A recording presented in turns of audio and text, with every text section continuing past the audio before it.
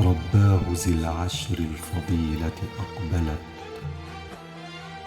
والنفس تسألك المفاز بفضلها.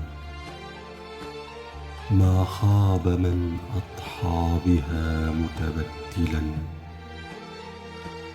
متفيئا يرجو القبول بظلها.